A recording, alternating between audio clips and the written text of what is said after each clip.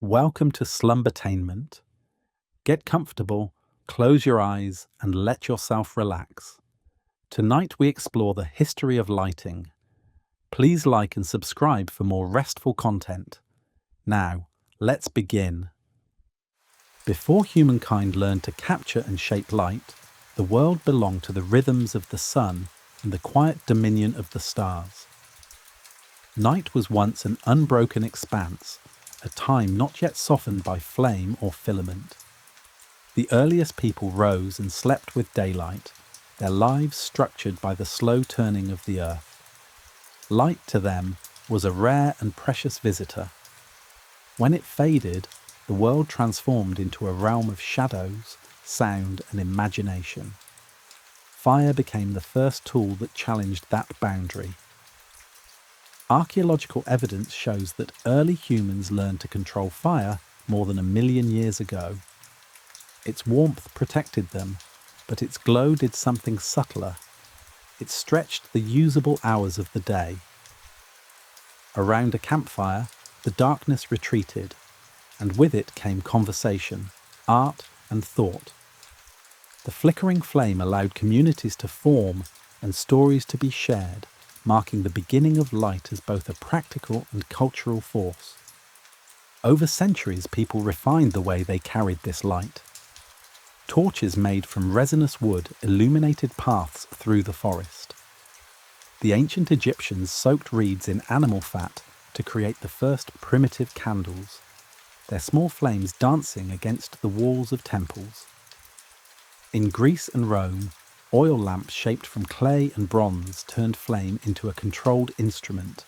Olive oil, sesame, and later whale oil were burned in small bowls, each producing a steady glow that changed how people built homes and planned their nights. In these flames, civilization's first experiments in engineered light took form. Beyond their homes, humanity looked upward. The stars became both clock and compass. Without artificial light, ancient skies were clear enough to reveal the Milky Way as a pale river stretching across the heavens. Early astronomers and travellers used starlight to measure time, navigate trade routes, and align their monuments. The Great Pyramids and Stonehenge both bear evidence of design aligned with celestial events. The solstices and equinoxes, demonstrating that light, even in its absence, structured human ritual and understanding. The study of light itself began as philosophy. To the Greeks, it was a puzzle. Did the eye emit rays, or did light travel into it? Plato and Euclid proposed that vision worked by sending out beams that touched the world, while Aristotle argued the opposite, that light came from objects and entered the eye. This quiet debate foreshadowed centuries of exploration. As societies evolved, the relationship with light deepened, moving from the mystical to the mechanical. In the deserts of the Middle East, glassmakers discovered that molten sand could trap sunlight in translucent form. The Romans brought glass windows into architecture, softening the transition between inside and outside. By the Middle Ages, stained glass transformed sunlight into art. Cathedrals became radiant canvases, where spiritual stories unfolded in beams of colour. The light filtering through those windows was not just illumination, but symbolism, an attempt to capture the divine. When night fell, however, darkness still held dominion. Every flame required fuel, and fuel was costly. Candles of tallow were smoky and unpleasant. Beeswax was reserved for the wealthy and for churches. The flickering of these small lights shaped the atmosphere of evenings long before electricity, a world of shadows, quiet work, and early rest. Light remained a living thing, fragile and warm, inseparable from the hand that tended it. As humanity's curiosity grew, so did its control over brightness. Alchemists and scholars began to study the nature of flame, colour, and reflection. Mirrors were perfected, allowing people to redirect and multiply the glow of a single candle. The use of polished metal and early glass lenses marked the beginning of optical science. Through light, the invisible world began to reveal itself. From the first sparks struck by flint to the lamps of Rome and the coloured glass of medieval Europe, each discovery drew humanity further from the cycles of day and night. Light became more than survival. It became knowledge, comfort, and progress. In the gentle spread of firelight across the centuries, we can trace the story of civilization itself, a long, quiet pursuit to bring day into night. When the last candle of the evening was extinguished, the smoke would curl and fade into darkness, leaving only the memory of light. It was that memory, the lingering sense of warmth and sight, that urged humanity onward to seek new ways to keep the dark at bay. As civilization advanced, so did the craft of creating light. By the dawn of the Renaissance, the art of illumination was both practical and poetic. Candles had become refined, their manufacture shifting from household craft to organized industry. In medieval monasteries, monks carefully rendered beeswax, producing candles that burned with a clean, steady flame. This light illuminated manuscripts where gold leaf shimmered on vellum pages, the term illumination taking both literal and artistic meaning. The candle's glow became the silent companion of scholars and scribes, a narrow circle of brilliance surrounded by endless dark. Whale oil soon entered the story of light. As trade expanded, whale populations became the foundation of new economies. From the 17th century onward, lamps burning oil extracted from sperm whales brightened homes across Europe and North America. The flame burned longer and cleaner than animal fat, and its pale hue became associated with modern comfort. Yet this progress carried a cost. Thousands of whales hunted, oceans altered, and a new form of industrial exploitation born beneath the waves. The pursuit of light had become not only a scientific venture, but an environmental one, shaping both human lives and the natural world. In cities, light began to redefine social patterns. Streets that had once vanished into darkness were lined with oil lamps, first tended manually, then later linked through mechanical systems. In 1667, Paris introduced organised street lighting using oil lamps in glass enclosures suspended from ropes. The effect was transformative. The city that had once vanished at dusk became alive after sunset. Paris became known as the City of Light long before electricity, a symbol of culture, order, and safety. Light extended the hours of commerce, conversation, and creativity. Where there had been fear of the dark, there was now the gentle hum of life continuing past twilight.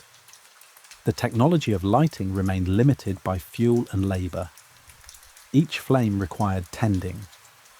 The air in closed rooms grew heavy with smoke and soot. Still, people sought improvement. In 1780, the Swiss chemist Aimé Argand introduced a lamp that changed everything. A circular wick and glass chimney that produced a brighter, cleaner flame. The Argand lamp marked a turning point, spreading through Europe and beyond. Its glow rivaled multiple candles, a miniature revolution in every household. Science, too, was beginning to catch up with experience. Isaac Newton studied light through prisms, revealing that white light was not singular, but composed of colours. His experiments in the late 1600s laid the foundation for the optical sciences. The discovery that light could be separated, bent and recombined fascinated generations of thinkers. It meant that light was measurable, analysable, a subject of physics rather than mystery. In the 18th century, scientists like Thomas Young and later James Clerk Maxwell would further explore light's dual nature as both wave and particle, though those revelations were still to come. For now, light remained mostly flame. natural, flickering, alive. Cities glowed faintly with lamps, ships signalled across harbours with lanterns, and the wealthy illuminated their parlours with chandeliers of crystal and oil. To those who lived in such times, light was luxury. It defined class, comfort, and progress. Yet in the quieter corners of the world, people still read by a single candle, watched its wax pool and harden, and felt a kinship with the flame itself. The dance of firelight on a wall was familiar and human, its warmth both physical and emotional. It connected the modern age to ancient hearths and distant ancestors. In these centuries, light was still born of combustion, still fed by earth and sea, but the seeds of transformation were sown. As trade routes spread and scientific curiosity deepened, the search for a better, safer, and more abundant source of illumination gathered pace. Humanity was ready to leave the age of flame and enter the age of chemistry and electricity. When the first experiments in gaslighting began, the world did not yet realize it was standing at the threshold of perpetual day. The night would never again be so complete. The turn of the 19th century marked the beginning of a profound shift in how humanity conquered darkness. The discovery and application of gaslighting changed cities, industry, and imagination itself. For the first time, light was no longer bound to the wick or the flame of oil. It became something that could be generated, distributed, and controlled, an early glimpse of the systems that would later define the modern world. The origins of gaslighting can be traced to experiments in Britain during the late 1700s. Chemists found that coal, when heated in airtight conditions, released gases that could burn with a bright, steady flame. William Murdoch, a Scottish engineer, was among the first to recognise the potential. By 1792, he had lit his home in Cornwall using gas produced from coal, and a few years later, he extended this technique to illuminate entire factories. His innovation offered not just light but efficiency. One central furnace could feed many lamps through a network of pipes. This idea, light as a distributed utility, was revolutionary. By 1812, the Gaslight and Coke Company was founded in London, the first public gas utility. Lamps lined major streets, their flames enclosed in glass, fed by an invisible network running beneath the city. For the first time, light became part of infrastructure. Gaslight transformed the urban experience. The night no longer marked the end of activity. It became a time for business, theatre, and exploration. The glow of thousands of gas lamps turned London, and soon Paris and New York, into worlds that never truly slept. Factories too embraced gaslight. The industrial age demanded longer hours, and artificial illumination made that possible. The same technology that brought beauty to city boulevards also extended labour deep into the night. Light became both symbol and tool of industrial progress. In its soft radiance, productivity surged, and with it, the pace of life quickened. Technically, gaslight was a marvel of chemistry and engineering. The gas mixture, mostly hydrogen and methane, burned with an intense flame when combined with air. Early designs used open flames, but soon the gas mantle, a mesh coated with rare earth metals like thorium, was introduced. When heated, it glowed brilliantly without producing excessive smoke or soot. This improvement, credited to Karl Auer von Welsbach in the 1880s, gave gaslight its iconic white brightness and extended its dominance even into the era of electric bulbs. Yet gaslight was not without its dangers. Leaks led to explosions, fires, and poisoning. The smell of coal gas was unmistakable, a mix of tar and sulphur. Maintenance crews patrolled the streets each evening, lighting the lamps by hand and extinguishing them at dawn. Despite its risks, gaslight became part of daily rhythm, its soft hiss and golden hue marking the passage of night. Beyond the practical, gaslight shaped culture and imagination. Theatres flourished under it, and literature followed. Writers such as Charles Dickens captured the atmosphere of foggy, gaslit London, where lamplight blurred into mist and mystery. Painters studied its tones, finding beauty in the way it softened edges and deepened shadows. The word gaslight itself would later carry metaphorical meaning, linked to illusion and manipulation, showing how deeply it had entered the collective mind. Gaslight also democratized brightness. Streets once pitch black became accessible. Night markets, cafes, and meeting halls emerged, bringing people together after sunset. It was not yet the era of total illumination, but the path toward it was clear. The distinction between day and night was thinning, one flame, one pipe, one lamp at a time. By mid-century, nearly every major city in Europe and North America had adopted gas lighting. The same pipes that fueled lamps would one day carry heat and energy for other technologies. In this sense, the gaslight network laid the groundwork for modern urban infrastructure, the veins of a living city powered by combustion.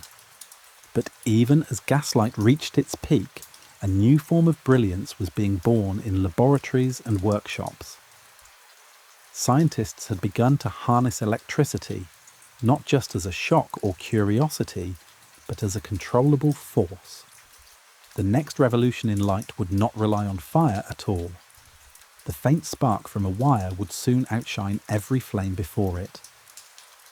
Electric light began as a scientific wonder, something too brief and unstable for practical use, yet mesmerizing in its purity.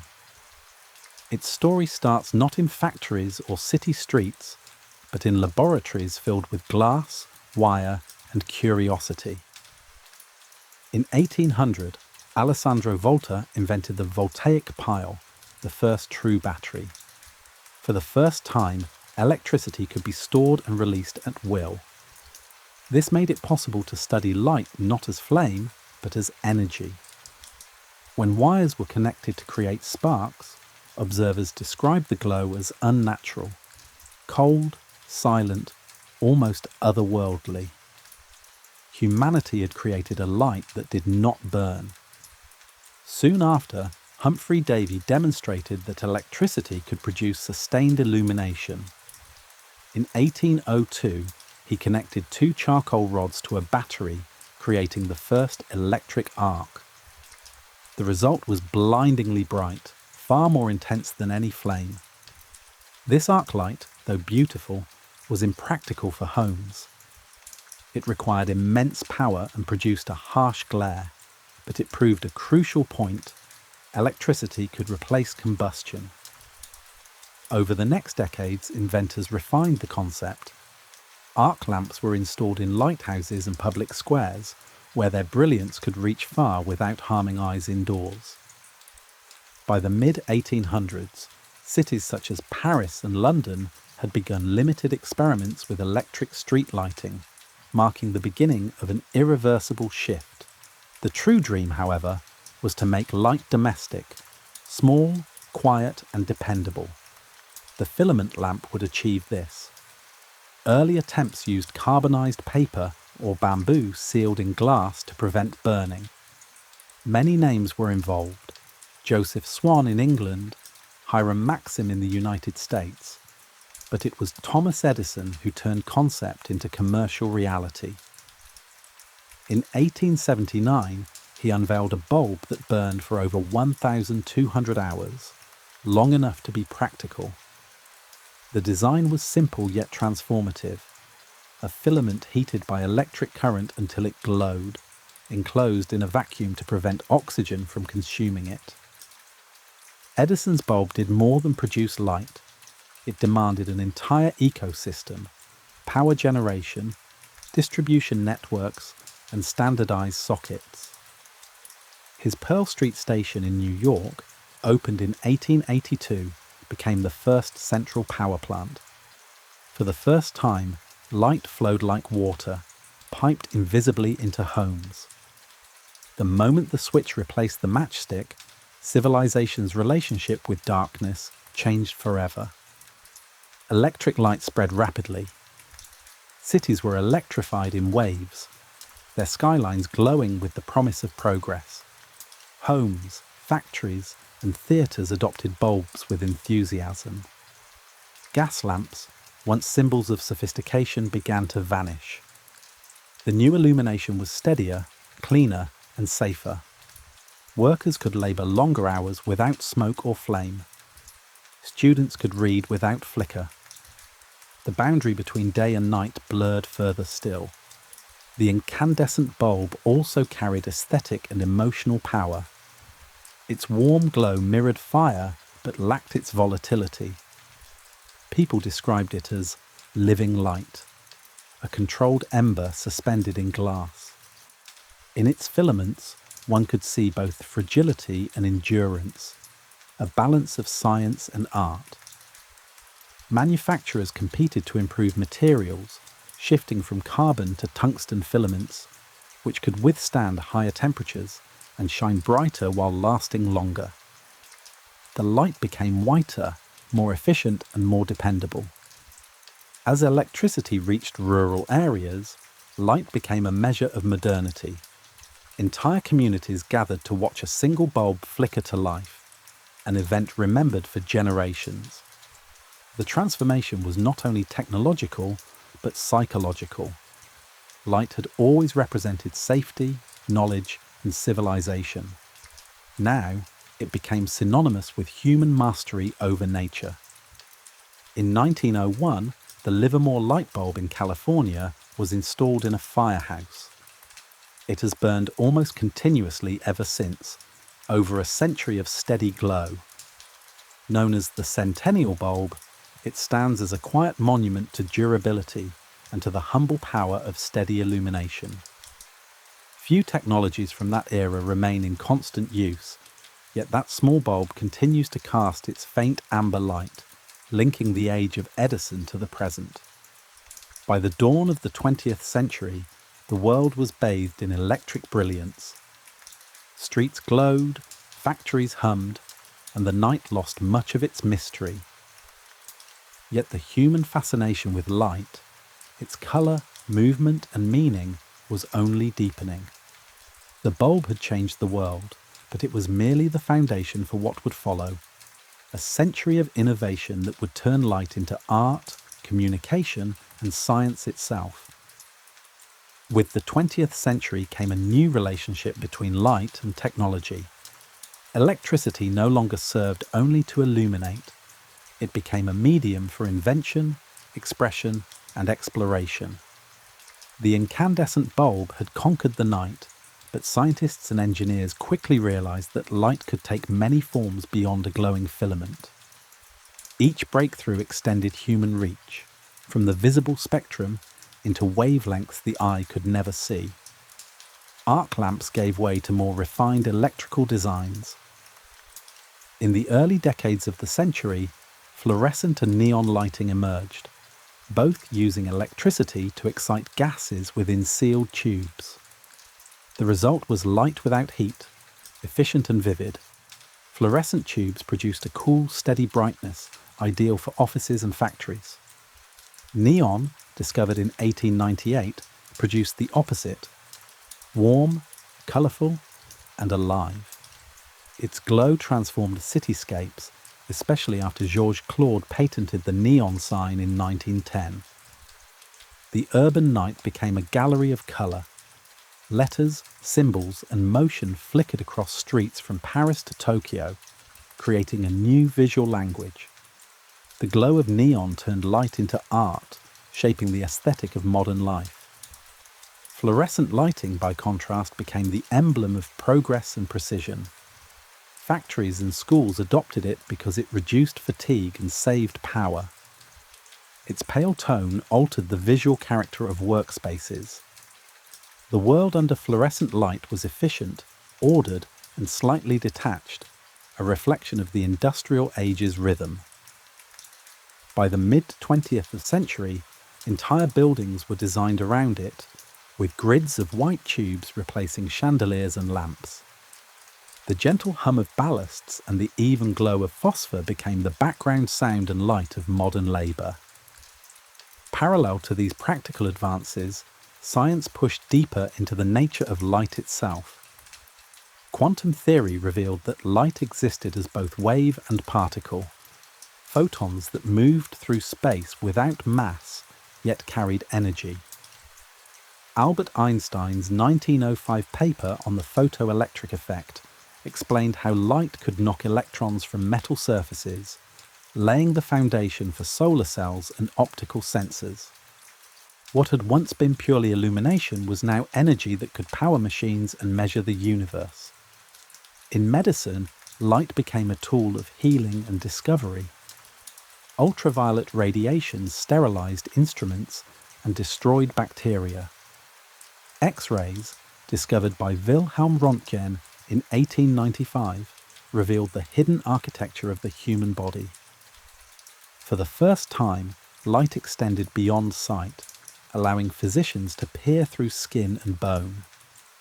Later, fibre optics would use flexible strands of glass to carry light deep within the body, leading to new kinds of surgery and diagnosis.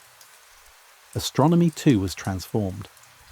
The invention of the electric telescope and the application of spectroscopy allowed scientists to decode starlight, revealing the chemical composition of distant suns. Light became the language of the cosmos.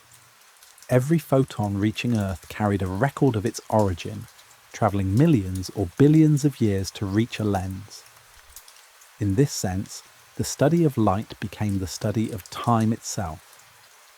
Back on Earth, domestic life was reshaped by light's quiet evolution. The warm glow of tungsten gave way to cooler fluorescent tones, and later to halogen lamps with higher intensity and longer life. Streetlights shifted from gas to electricity, first with incandescent bulbs, then mercury vapour, and later sodium lamps that cast entire cities in amber hues.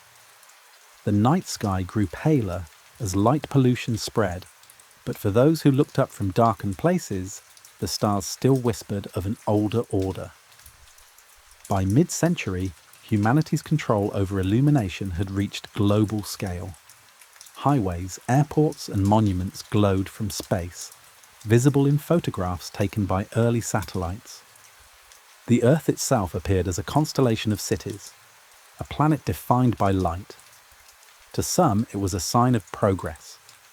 To others, a quiet warning of excess. Either way, it proved one truth: light had become inseparable from civilization. And yet, even as electric light reached every corner of the world, a new frontier was forming in laboratories. Engineers were learning to create light from semiconductors, producing photons, not from heat or gas, but from pure electronic transition. This would give birth to a technology smaller, faster, and more enduring than any bulb or tube before it.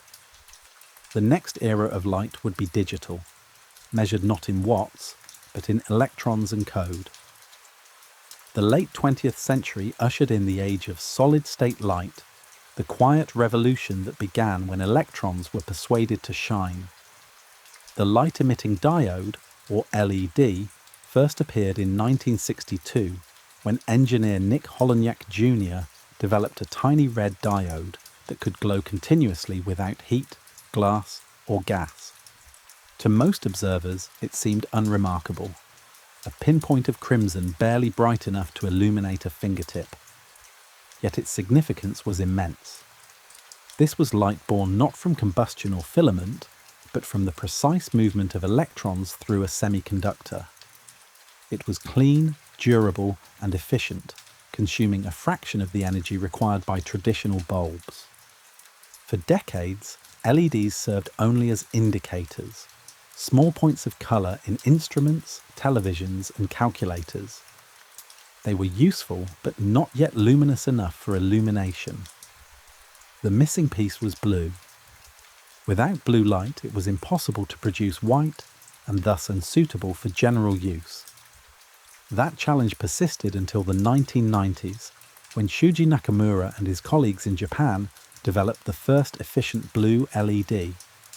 By combining red, green and blue, they created bright white light from solid-state materials. This achievement earned a Nobel Prize in Physics in 2014, marking one of the most significant milestones in the history of illumination. LEDs soon began to replace traditional lighting on a global scale. Their advantages were overwhelming. Longevity measured in tens of thousands of hours, minimal heat output, and energy efficiency up to 80% higher than incandescent bulbs.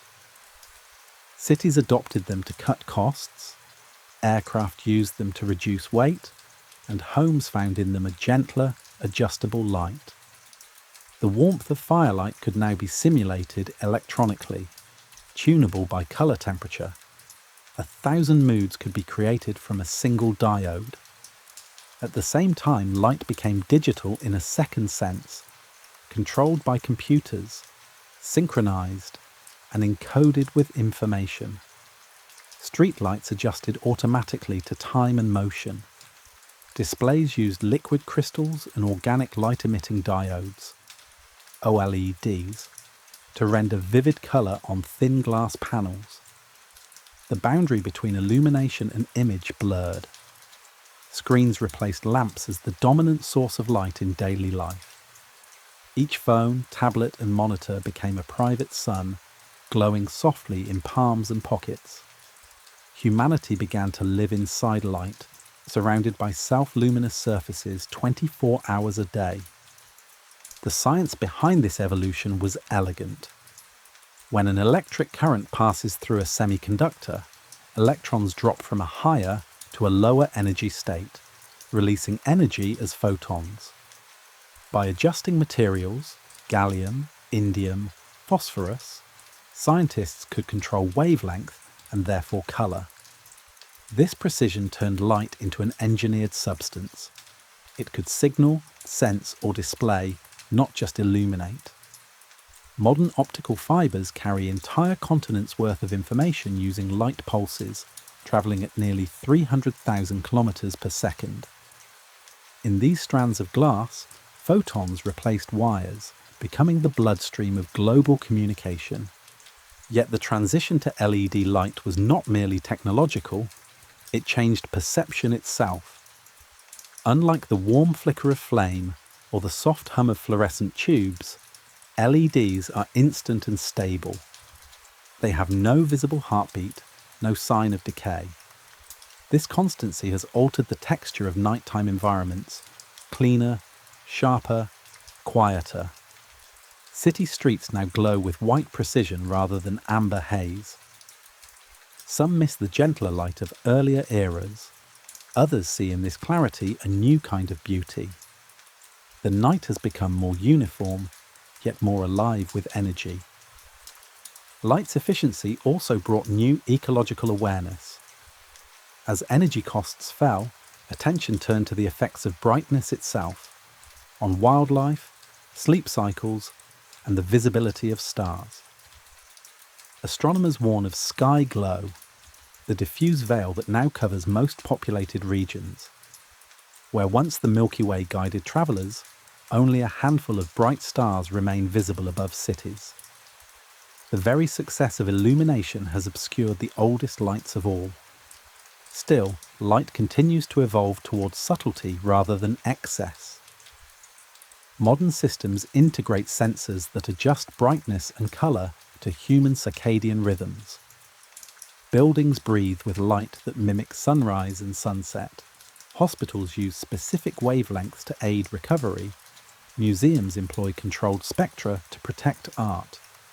Light has become medicine, language, and design. From the spark of flint to the glow of semiconductors, humanity's pursuit of illumination has spanned fire, chemistry, and now quantum physics. The story of light is no longer just about seeing in the dark. It is about shaping experience, balancing the ancient comfort of warmth with the precision of modern control. The night endures, but it has never been quite the same since electrons began to shine. Light, once a physical necessity, became in the late 20th and early 21st centuries a medium of information and expression. It no longer simply revealed the world. It described, measured, and even built it. Where previous generations tamed fire and filament, this era learned to sculpt photons. The frontier of light expanded into lasers, fiber optics, and displays so dense with pixels that the boundary between reality and image began to dissolve. The laser, light amplification by stimulated emission of radiation, was first demonstrated in 1960 by Theodore Maiman. It produced a beam so coherent and precise that its energy remained focused over vast distances. Unlike any previous source, laser light did not spread or flicker. Every photon moved in perfect alignment. Its uses multiplied rapidly. Surgeons used it to cut tissue without touching it, engineers to measure distance with millimeter accuracy, and scientists to probe the smallest structures of atoms and molecules. What began as a curiosity became a cornerstone of technology. Every barcode scanner, optical drive, and internet fiber now depends on laser precision. At the same time, light turned into a carrier of data. Optical fibers, thin strands of glass thinner than a hair, allowed pulses of laser light to travel across continents. Unlike copper wire, these fibers transmitted information without resistance or interference. Entire cities, financial systems, and networks came to depend on this silent, luminous infrastructure. The world's knowledge began to move literally at the speed of light. In medicine, lasers transformed treatment and diagnosis. Eye surgery used microsecond bursts to correct vision. Dermatology used controlled wavelengths to repair skin. Even cancer therapies began to use targeted light to destroy malignant cells while sparing healthy ones. Each application relied on one principle, that light could be both scalpel and signal, destructive and healing in equal measure, depending on precision.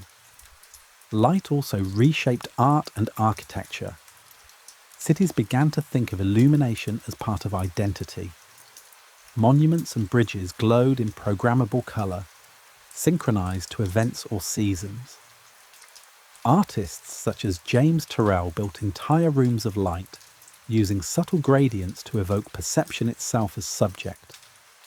The once functional act of lighting became aesthetic and contemplative. Urban skylines turned into dynamic canvases, the boundaries between public space and performance blurring. In homes, lighting design followed the same path. The switch became obsolete, replaced by sensors and automation.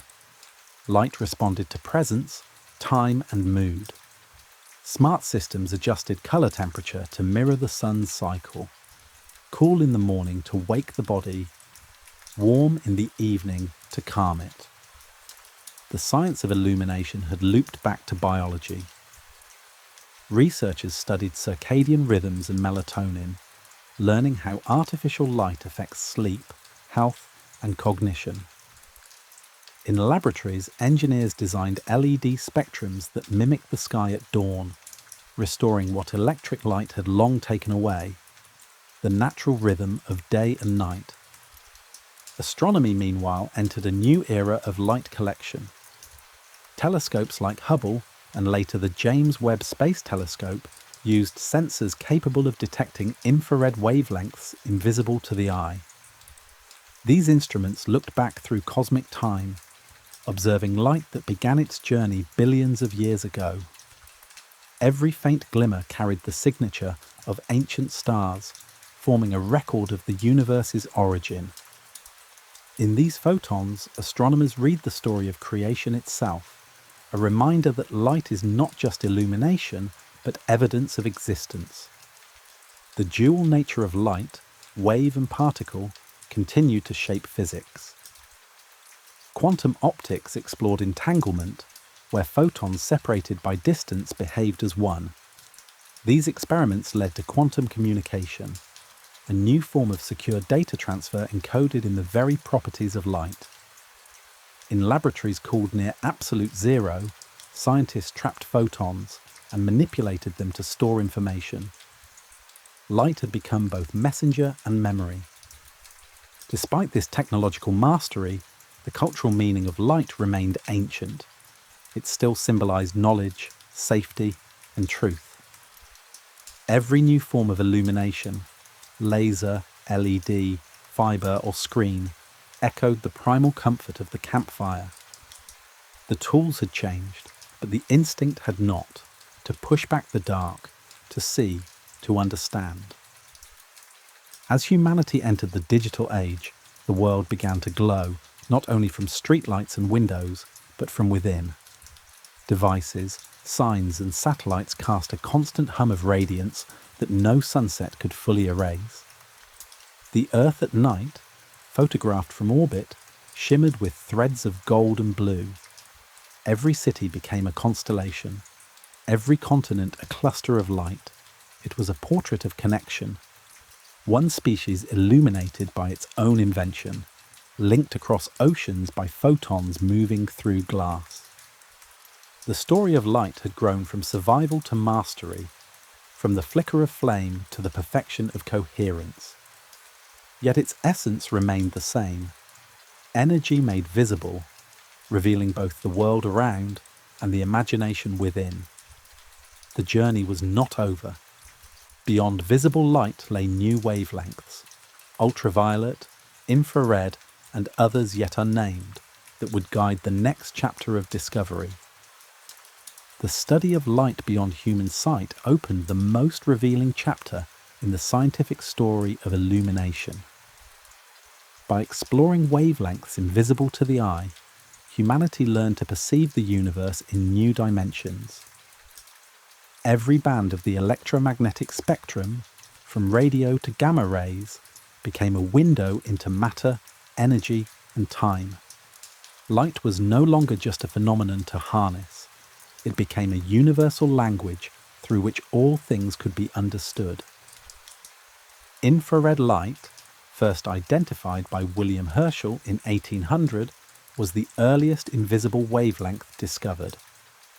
He noticed that thermometers placed beyond the red end of a prism spectrum grew warmer, revealing light that could not be seen but could be felt as heat. This realization transformed physics and astronomy. Infrared imaging now reveals temperature variations across landscapes, machines, and even living tissue. In medicine, thermal cameras detect inflammation. In space, telescopes like Spitzer and James Webb observe the faint glow of distant galaxies obscured by dust. Through infrared vision, the coldest and oldest corners of the cosmos come into focus. Just beyond the violet end of the spectrum lies ultraviolet, discovered by Johann Ritter a year after Herschel's infrared. Though invisible, it proved powerful, capable of altering chemical reactions and damaging cells. Its energy made it both dangerous and useful.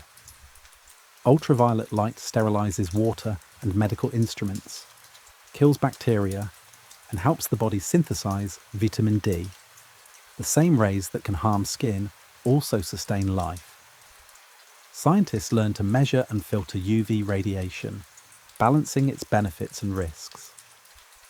Modern materials, from glass coatings to sunscreen, are engineered responses to this unseen light. The electromagnetic spectrum expanded further with radio waves and microwaves.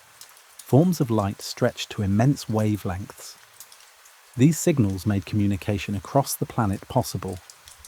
Radio telescopes revealed galaxies that emit energy not in visible colour, but in long, undulating waves. Light, it turned out, was not confined to brightness. It was the universal medium of transmission. Every voice carried through a phone tower, every pulse from a distant quasar, travels as light of one kind or another. At the opposite extreme are X-rays and gamma rays. short and potent wavelengths that pierce matter itself. Wilhelm Röntgen's discovery of X-rays in 1895 allowed humans to look through flesh to bone, revealing the structure of the body without incision. This single insight changed medicine forever.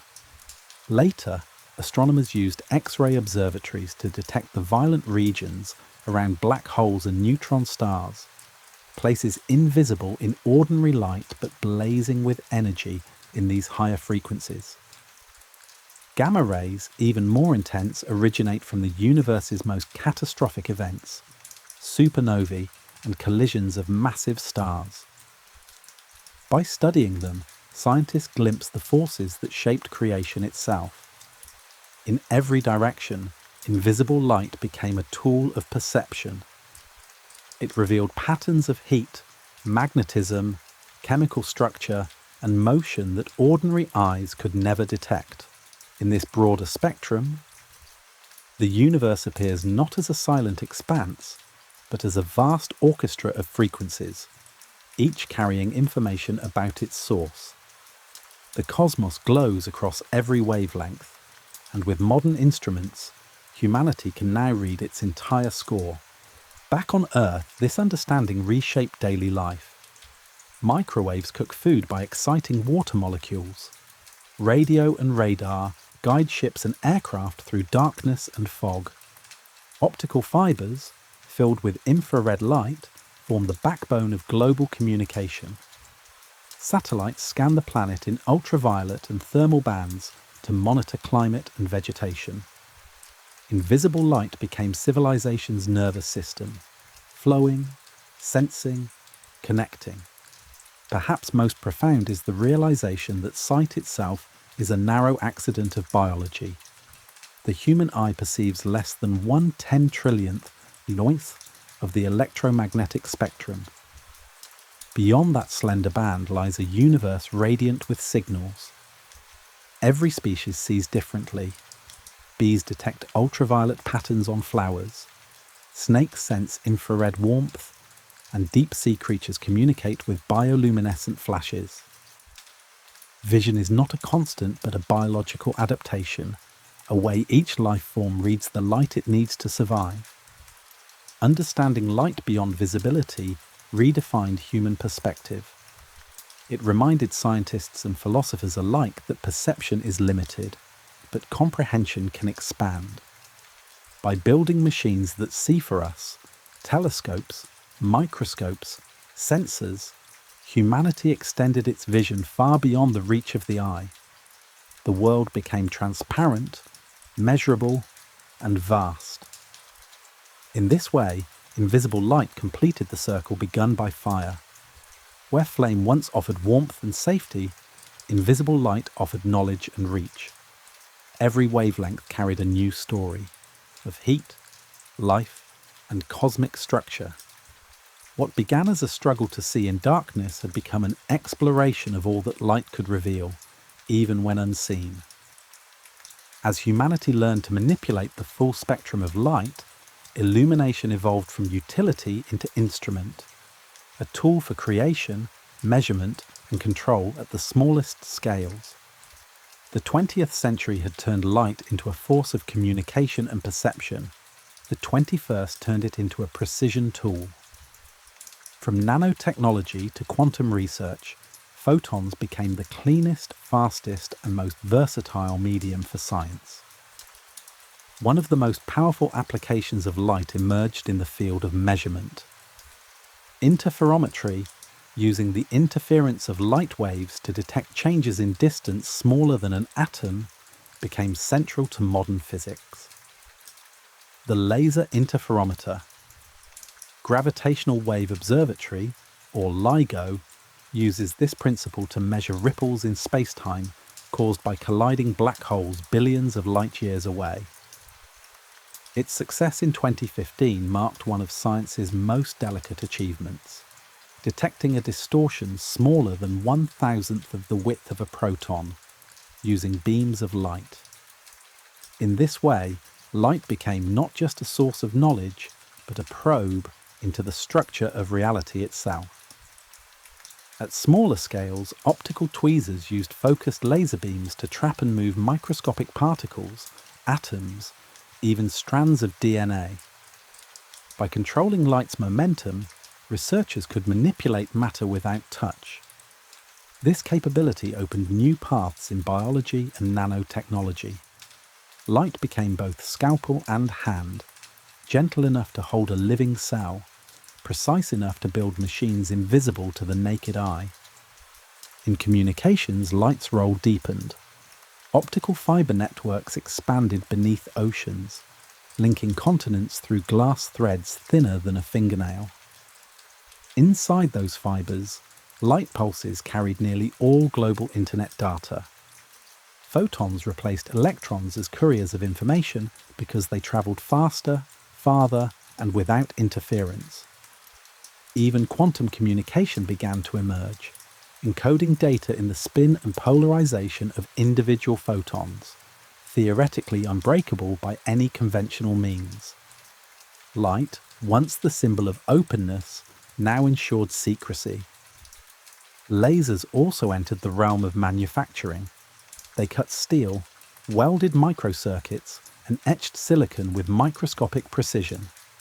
Every smartphone, satellite, and computer chip bears traces of light's touch. In these processes, illumination became construction, a disciplined energy shaping the material world. Art and culture evolved alongside. Light installations transformed architecture, blending science with design. Museums and concert halls used projection mapping and lasers to sculpt immersive environments. Artists painted with lumens rather than pigment, manipulating perception itself. In such works, the human response to light, ancient and instinctive, met the precision of modern control. The emotional warmth of fire and the perfection of quantum order coexisted in the same glow. Meanwhile, science continued to study light's paradoxical behavior. Photons remained massless, yet carried momentum. They acted as both wave and particle.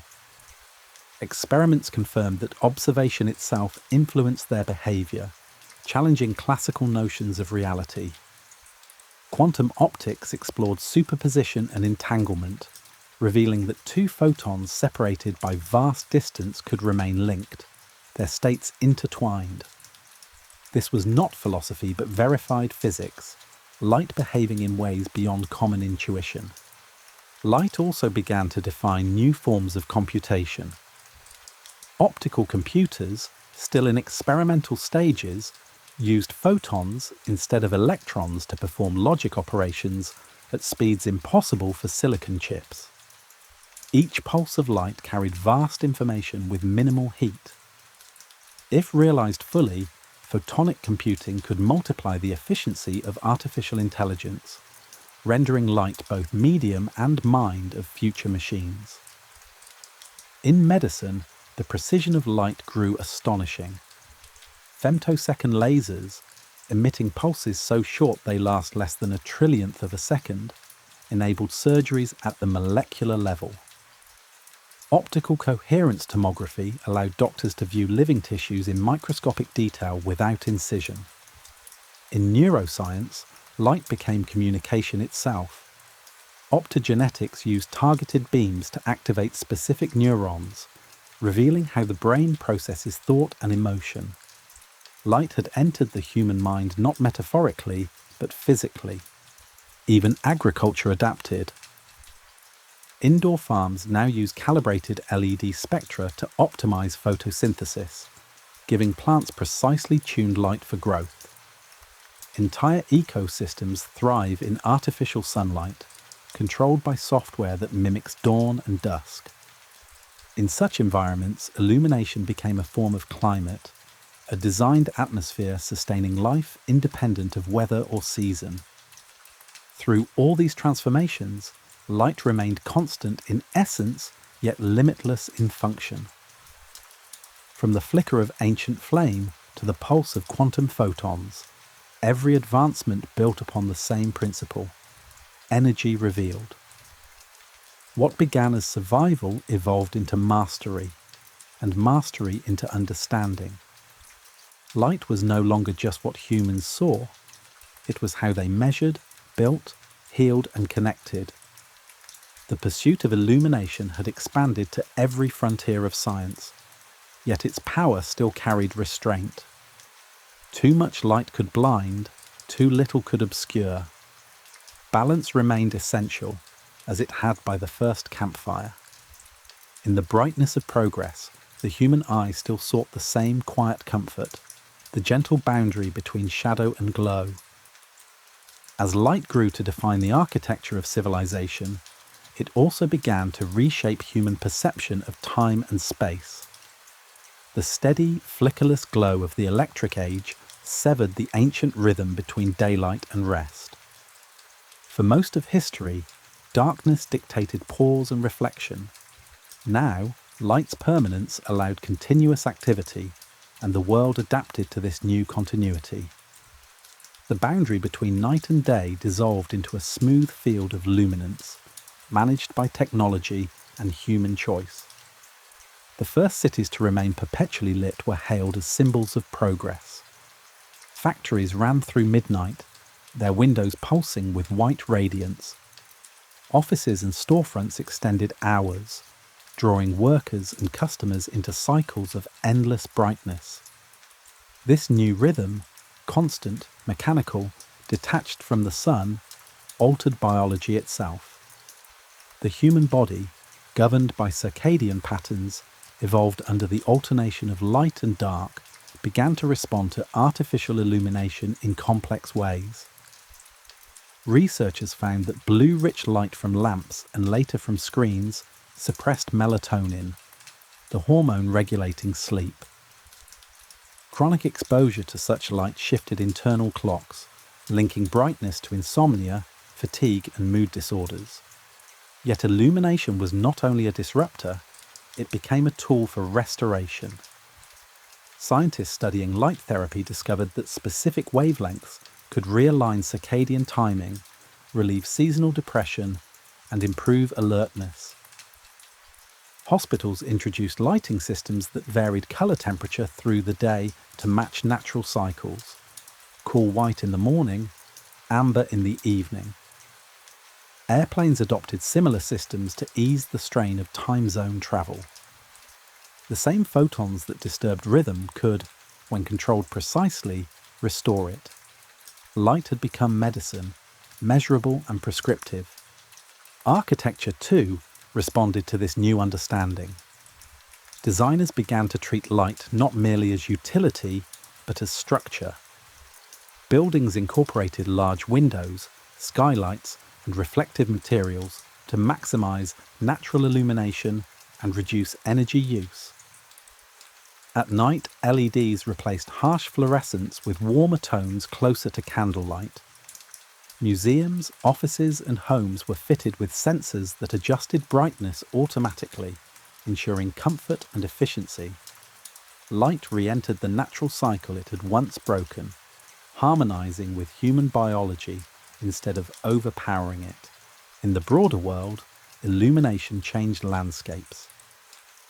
Satellite images of Earth at night revealed glowing veins of roads and clusters of cities, patterns of habitation visible from orbit.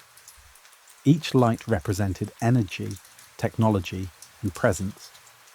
From space, the planet no longer appeared as a dark sphere, but as a living network of luminescence. The sight was beautiful and sobering. The same radiance that symbolized human progress also erased the stars from many skies. Astronomers, concerned by this spreading glow, began documenting the loss of night. Light pollution now covers more than 80% of the inhabited world, and in some urban regions, the Milky Way is invisible to the naked eye. In response, movements arose to reclaim darkness. Dark sky reserves were established, regions where artificial lighting is limited to preserve natural starlight. These areas, found in deserts, mountains, and remote parks, offer rare glimpses of the universe as it once appeared: vast, quiet, and unbroken. For many visitors, standing under such skies evokes an ancient familiarity. The stars remind them that light is not only human-made, but cosmic, predating every civilization.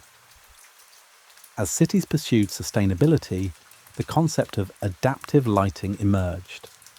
Rather than keeping streets fully illuminated all night, lights dimmed when no movement was detected and brightened when needed. The balance between safety, visibility, and ecology became a design challenge, merging urban planning with environmental ethics. Technology allowed subtlety, illumination that could breathe, ebb, and respond instead of dominating. The cultural symbolism of light endured through these changes. It remained a metaphor for clarity, learning, and hope. Literature, philosophy, and religion continued to draw from it. The Enlightenment of the 18th century had named reason as light. Now the digital age reinterpreted illumination as information. Screens emitted both literal and metaphorical light, defining the era's rhythm of attention. Each device radiated a small glow of awareness, replacing candlelit evenings with luminous solitude. Humanity's newest form of illumination came from within its inventions. Pixels replacing flames, algorithms replacing reflection. Despite this, the essential relationship persisted. People still gathered around sources of light, whether campfires, lamps, or screens, for warmth, conversation, and connection. The social gravity of brightness never faded. In every age, light drew people together and marked the places of safety.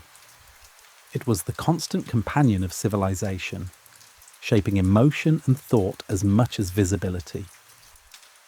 By the close of the 20th century, illumination had become invisible in its ubiquity. It was no longer noticed unless absent, yet beneath its familiarity lay an unbroken lineage, every streetlight and screen traceable to the same primal need to see, to understand, to belong in the world. The physics had changed, the tools refined, but the motive remained unchanged since the first spark. Humanity still chased the edge of darkness, guided always by the silent brilliance of its own making. The exploration of light eventually turned inward. Once the physical properties were mastered, its speed, reflection, and spectrum, attention shifted to perception itself. Scientists began to ask how the brain interprets light and how the act of seeing constructs the world. This inquiry bridged physics and psychology, revealing that illumination does not end with the photon. It continues through the mind that receives it. Light enters the eye through the cornea and lens, forming an inverted image on the retina. There, photoreceptor cells, rods and cones, translate photons into electrical signals. Rods handle dim vision. Cones perceive colour, each tuned to different wavelengths of light. These signals travel through the optic nerve to the brain's visual cortex, where patterns become objects and contrast becomes meaning. What we call vision is not direct sight but interpretation, a continuous reconstruction of brightness and shadow. This process shapes every human experience. Colour itself is not inherent in matter, but emerges from how light interacts with surface and sensor. A red apple is not red in darkness. It reflects certain wavelengths under illumination, and the eye reads them as colour. Thus, the perception of light defines the visual world. Understanding this illusion became the foundation for optics, art, and design. Artists, centuries before neuroscience, understood these truths intuitively.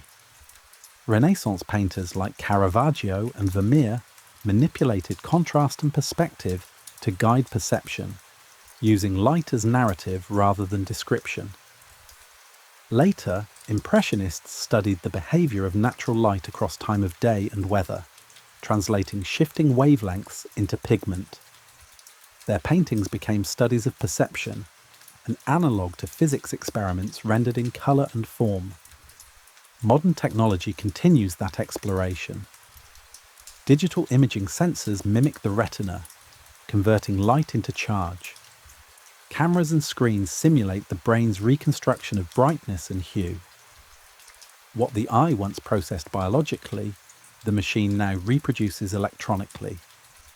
Yet even the most advanced displays still chase the complexity of natural light, the subtle interplay of tone, motion, and atmosphere.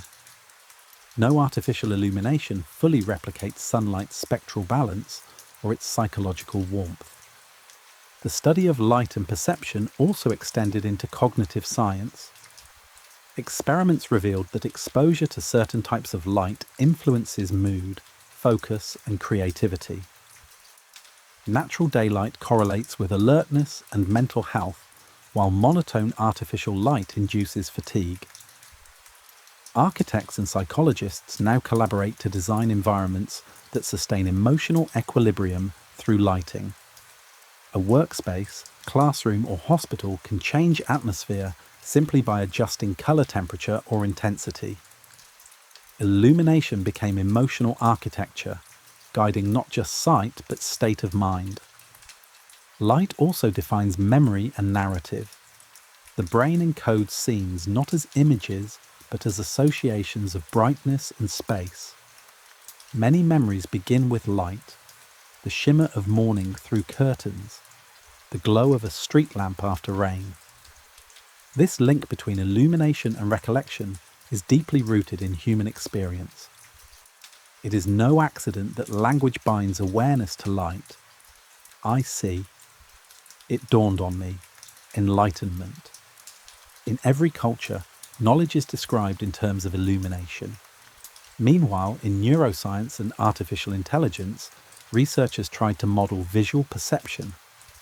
Computer vision systems learn to recognize patterns, edges, and movement using algorithms inspired by biological sight. These systems, now embedded in cameras, vehicles, and robotics, interpret light autonomously. Machines perceive their surroundings through sensors sensitive to infrared or visible spectra, extending the concept of sight beyond the human. In them, light's translation into information reaches full circle. Photons become data. Data becomes action. Philosophy continued to find metaphor in this union of physics and perception. The ancient idea of light as truth persisted even as science reduced it to wave equations. To see remained to know, but knowledge itself became more complex, recognizing that every perception filters reality through structure and bias. Light may be constant, but its meaning depends on where it falls and who observes it. In literature and religion, light had long represented revelation. In science, it became revelation through measurement. Yet both perspectives share a single insight. Illumination is transformation. When photons strike the retina, when an idea clarifies understanding, when technology expands vision, all are acts of seeing, literal or metaphorical. Light changes what was unseen into what can be known. Understanding perception marked a turning point in the story of light. It connected the cosmic to the personal, the external to the internal. The same energy that travelled across galaxies to reach telescopes also entered the human eye, bridging universe and consciousness. Every sunrise, every flicker of a match, every display screen repeats this ancient transaction, the meeting of energy and awareness. Thus, the science of light and the experience of seeing converged. To study one was to understand the other. The world illuminated itself through the observer, and the observer illuminated the world in return. In this reciprocity lies the quiet continuity of all illumination. From the stars to the mind, light flows in both directions.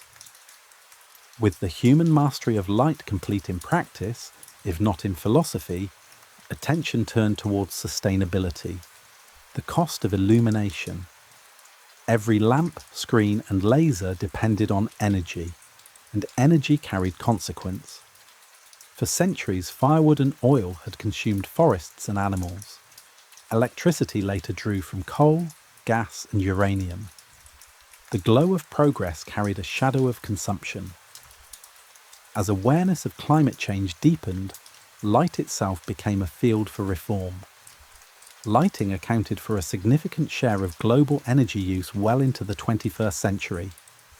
Early incandescent bulbs converted less than 10% of electricity into visible light, wasting the rest as heat. The quest for efficiency became both economic and ethical. Fluorescent tubes and compact fluorescents improved performance, but introduced mercury, a toxin complicating disposal. The breakthrough came with the light-emitting diode. LEDs transformed the industry. Their efficiency exceeded 40%, their lifespan extended to decades, and their materials allowed precise control of color temperature. What began as faint indicator lamps on electronics evolved into the dominant source of global lighting. Cities replaced sodium streetlights with LEDs, saving billions of kilowatt-hours annually. Homes followed, then entire nations set policies to phase out incandescent bulbs. Illumination became digital, controlled by circuits rather than filaments. This shift also changed aesthetics. The yellow glow of tungsten, familiar for a century, gave way to cleaner white tones. Some mourned the loss of warmth, others welcomed clarity. Manufacturers introduced tunable LEDs to emulate candlelight or daylight as desired. In this, light regained the variability it had lost under industrial uniformity. Once again, it could shift with mood, purpose, and time, echoing the rhythm of nature. Sustainability extended beyond efficiency to waste and ecology. Researchers studied the impact of artificial lighting on wildlife. Sea turtles, guided by moonlight, became disoriented by beachfront lamps. Migratory birds, confused by skyscraper beacons, collided with glass. Even insects, drawn in endless spirals around lamps, declined in number under perpetual glow. The realization that light could disrupt ecosystems marked a new phase of environmental ethics. Darkness was no longer merely absence, but habitat. In response, engineers developed fixtures that direct light downward, minimizing sky glow. Towns near observatories adopted shielded lamps and motion-sensitive systems. The idea of right light, right place, right time replaced the assumption that more brightness meant safety. Municipalities found that lower illumination often reduced glare and improved visibility. The science of lighting design matured into balance rather than excess. Solar technology further decentralized illumination. In remote regions without power grids, compact solar lamps replaced kerosene, reducing fire risk and respiratory illness. A few hours of sunlight could sustain an evening's worth of light, transforming education, work, and safety for millions. Light became both symbol and instrument of equitable development. The same photons that warmed the Earth now powered its nights. Researchers also sought materials that mimicked biological efficiency. Bioluminescent organisms, fireflies, deep-sea creatures, glowing fungi inspired new forms of sustainable light. Experiments with engineered bacteria and algae produced faint but persistent natural glows. Though not yet practical for large-scale use, these studies suggested that the next frontier of lighting might merge technology and biology, uniting artificial design with living systems. Energy policy and architecture followed suit. Smart grids synchronized power generation with consumption, while buildings used daylight harvesting sensors to minimize artificial use. Glass coatings filtered heat while preserving brightness. Urban planning began to treat light as a managed resource, not an afterthought. The city of the future would glow intelligently, responding to weather, occupancy, and energy availability. This global movement reshaped humanity's relationship with light yet again. The impulse that once sought to conquer darkness now sought to coexist with it. Efficiency was not only about saving energy, but restoring balance to the planet, to the human body, and to the cycles that light once dictated. For the first time since the mastery of fire, restraint became a form of progress. In every age, illumination reflected civilization's priorities. Fire meant survival, gaslight meant industry, electricity meant modernity. Now, sustainability defined illumination's new moral dimension. The measure of advancement was no longer how bright one could make the world, but how wisely one could let it glow. As illumination entered the digital century, light became synonymous with data. Every pulse from a fiber optic cable, every flicker of a display, every signal transmitted by satellite was a modulation of brightness across time. Civilization's entire information infrastructure rested on controlled photons. The same energy that once lit torches now carried the sum of human knowledge through glass threads thinner than a strand of hair. Fiber optic communication relied on total internal reflection. Within a transparent core of silica, light bounced endlessly with minimal loss, guided by subtle differences in refractive index. Lasers injected data as pulses, billions per second, encoding binary information in rhythm and wavelength. These silent flashes spanned oceans and continents, linking servers, cities and satellites in one global mesh. The language of light replaced the movement of electrons. This revolution began quietly in the 1970s and matured into dominance by the turn of the century. Undersea cables carried nearly all internet traffic, dense bundles of light signals racing through darkness beneath the waves. The scale was immense, thousands of terabits per second, traversing the planet at 2/3 the speed of light. Each email, image, and voice call became a temporary arrangement of photons, vanishing as soon as they delivered meaning. Displays completed the circle of transmission. Light, once generated for visibility, became a carrier of thought. Screens translated electronic data back into coloured radiance, tiny diodes switching on and off in orchestrated precision. Every pixel a modern candle. In this loop, light encoded, transmitted, decoded, and seen. Information achieved near instantaneous reach. Human communication entered an optical age. Artificial intelligence and machine vision extended the pattern. Cameras fed visual data to algorithms that recognized faces, movements, and patterns of behavior. The same physics that governed reflection and refraction now guided interpretation and prediction. Light became both input and output, what machines perceived and what they produced. Cities evolved into optical networks of surveillance and feedback, their lights monitored by the very systems they powered. Astronomy mirrored this shift on a cosmic scale. Observatories collected light not just to see stars, but to decode their histories. Spectroscopy revealed chemical composition, velocity, and temperature of celestial bodies from the faintest photons. Telescopes no longer looked, but analysed, turning light into mathematics. The universe was read as a data set, its narrative inscribed in radiation. Quantum communication promised a new frontier. Entangled photons, generated in pairs, shared linked properties regardless of distance. Any attempt to intercept their transmission altered the system, revealing intrusion instantly. This principle allowed unbreakable encryption, a concept unimaginable in previous centuries. Light, once a beacon of openness, now secured secrecy at the fundamental level of physics. Culturally, this omnipresence of light transformed human behaviour. People lived by artificial dawn, the blue hue of screens that extended wakefulness. They navigated illuminated maps, their movements tracked by glowing interfaces. The average person encountered millions of digital lumens each day, each photon shaped by intent, advertising, guidance, communication, entertainment.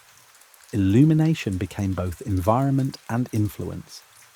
The dual nature of this transformation was clear. Light liberated knowledge and connection, but also introduced saturation and dependency. The night sky receded behind the haze of urban glow, and digital brightness became constant noise. Yet even within that overload, humanity continued its ancient search for meaning in light's shifting forms. From flame to fibre, each stage reflected the same desire: to see farther, to understand more, to connect across distance. The infrastructure of light, invisible yet omnipresent, defined the century's rhythm. Every photograph stored in the cloud, every satellite relay, every laser scan of terrain or body added to a luminous archive of civilization. Information no longer occupied shelves or circuits. It flowed as radiance. To trace it was to trace the movement of modern thought itself. In this era, the boundaries between illumination and intelligence blurred. Devices that processed light also learned from it. Cameras adjusted exposure autonomously.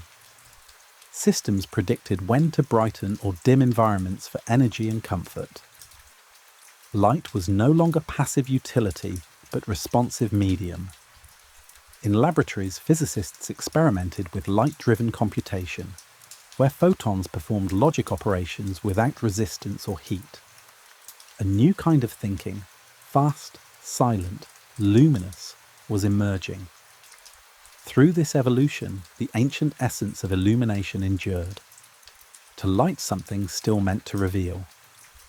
Whether revealing a face, a word, a distant star, or an encrypted message, every act of illumination continued the same lineage.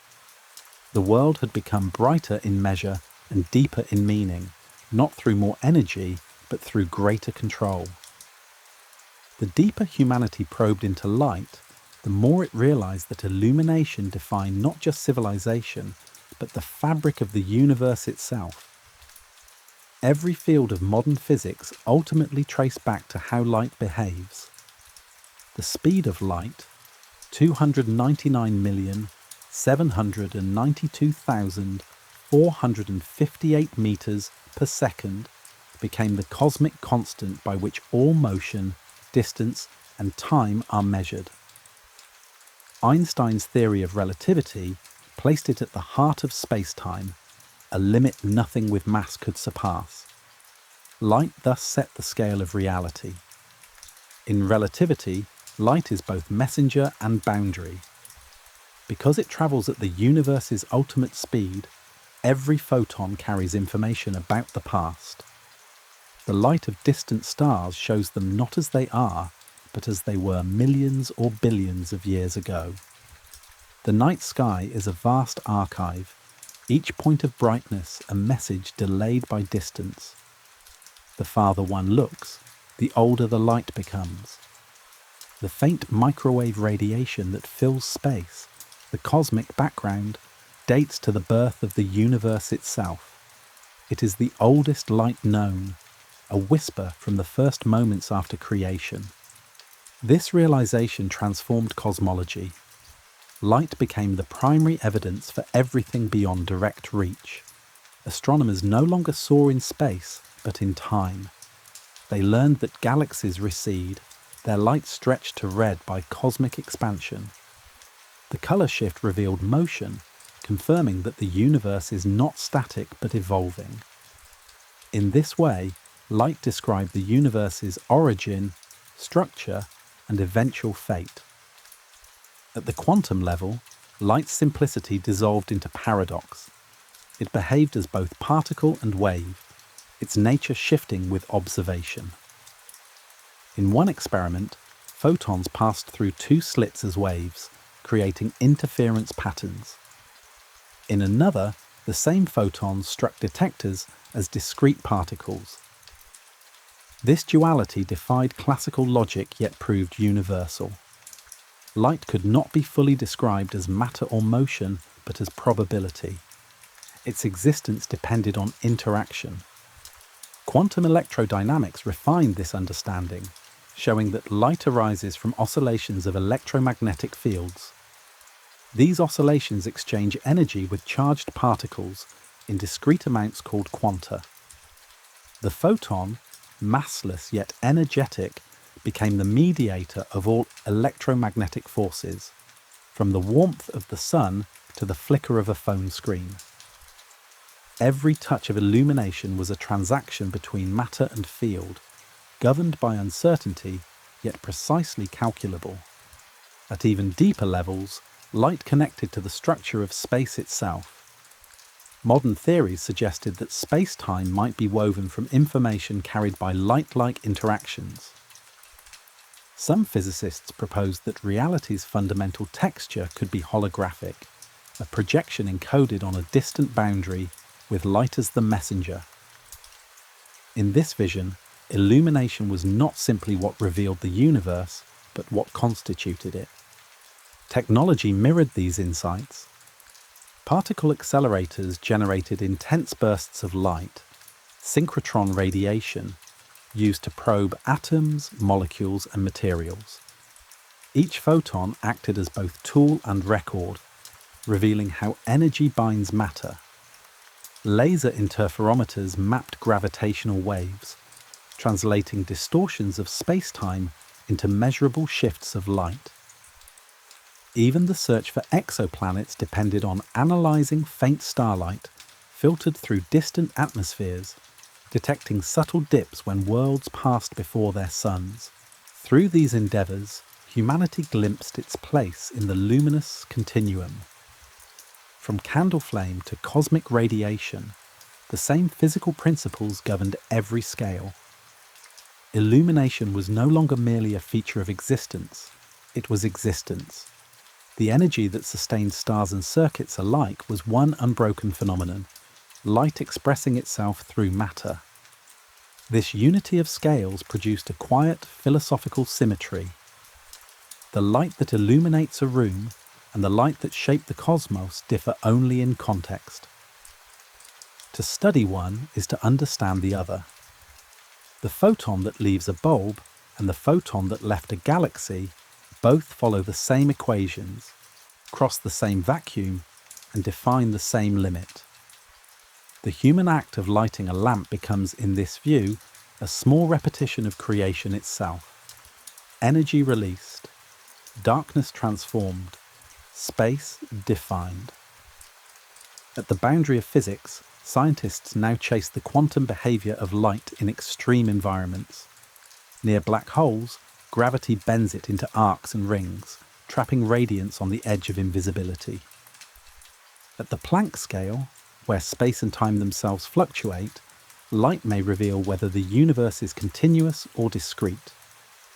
The pursuit continues, not from darkness but from curiosity, the same impulse that once led a spark to firewood, a lens to starlight, and a circuit to illumination. Through all discovery, one truth remains stable. Light is information. Whether through a telescope, a photograph, or a neuron's response, it delivers knowledge across space and time. To follow it is to follow the structure of reality itself. In the end, illumination is not a metaphor for understanding, it is understanding, rendered visible. Light has always marked the measure of civilization. It began as a defense against the dark, then became industry, communication, and science. In its final form, illumination stands as record and memory, each wavelength carrying the story of what once was. The evolution from fire to photon defined the human journey from survival to comprehension. To trace light is to trace consciousness itself. The oldest firelight and the newest laser share purpose: to make visible, to transform unknown into known. Yet over time, illumination moved from external to internal. Artificial brightness now fills the world continuously, but it also projects inward into data, images, and thought. The human experience is saturated with representations of light: the pixel, the hologram, the reflection in a lens. Illumination no longer stops at vision. It structures perception, knowledge, and even identity. Consider the journey of a single photon. Born in the fusion heart of a star, it may travel millions of years before touching a planet, reflecting from ocean or leaf, or striking the retina of a passing creature. In that instant, energy becomes perception, and perception becomes meaning. When that same principle was harnessed by human invention, light became civilization's medium of expression. Every illuminated street, photograph, and broadcast is a continuation of that cosmic lineage, starfire repurposed as message. Across history, progress in lighting mirrored progress in thought. Firelight taught control of nature. Oil lamps marked craft and commerce. Gaslight revealed urban modernity. Electric light brought global synchronization. Lasers, LEDs, and optical fibers transformed cognition itself. Each shift in illumination redefined what was visible, and thus what could be imagined. The march of technology was not merely toward brightness, but toward understanding. Yet in all progress, light retains duality. It reveals and it conceals, it guides and it blinds. Excess brightness erases subtlety. Too little obscures truth. Every age has wrestled with this equilibrium. Modern life, flooded with artificial radiance, once again seeks shadow for balance. Sleep scientists, architects, and philosophers converge on the same principle. Light must be measured, not multiplied. Clarity depends on contrast. Even in its most refined form, light remains humble physics, an electromagnetic oscillation indifferent to its observers. Its beauty arises not from itself, but from interaction, from what it touches. The visible world exists only through this encounter. Rocks, leaves, eyes, and mirrors all shape illumination, giving structure to otherwise invisible energy. Without matter to reflect it, light would pass unseen forever. Without light to reveal it, matter would remain unperceived. Existence requires both. In the modern era, as artificial intelligence, quantum computation, and astronomy converge, light again defines the frontier. Quantum optics investigates how individual photons convey information. Space telescopes map light older than galaxies. Engineers design photonic chips that process thought at the speed of light itself. Civilization moves closer to merging cognition with illumination, turning awareness into a literal flow of energy. Still, the essence remains constant: illumination as connection. From the campfire's glow gathering a small community to the fibre optic grid binding continents, light has always been the medium of relation. It bridges distances physical and intellectual, reminding every observer that knowledge is shared through visibility. The faint glimmer on the horizon, whether starlight or screen, signals the same truth, that somewhere another source of awareness shines. As night falls, the oldest light persists above. The photons that began their journey before human existence now arrive quietly on retinas and sensors, completing their immeasurable voyage. They pass through atmosphere, glass, and understanding, carrying messages of age and origin. Each one confirms continuity between the cosmos and the conscious, the fire in the sky and the spark in the mind. The science and history of light is therefore not only a record of invention, but a meditation on perception. To follow its story is to follow the thread that links physics, biology, and meaning. Light began as warmth and danger, became knowledge and power, and now serves as thought itself. In its constancy and transformation lies the measure of progress, the steady expansion of what can be seen, and thus what can be known. When illumination reaches its final form, not a bulb nor a beam, but comprehension itself, the story of light becomes inseparable from the story of humanity. The universe, after all, is not dark. It waits only to be perceived. Every act of discovery is a small dawn. Every moment of awareness is a spark returned to the cosmos that first gave it.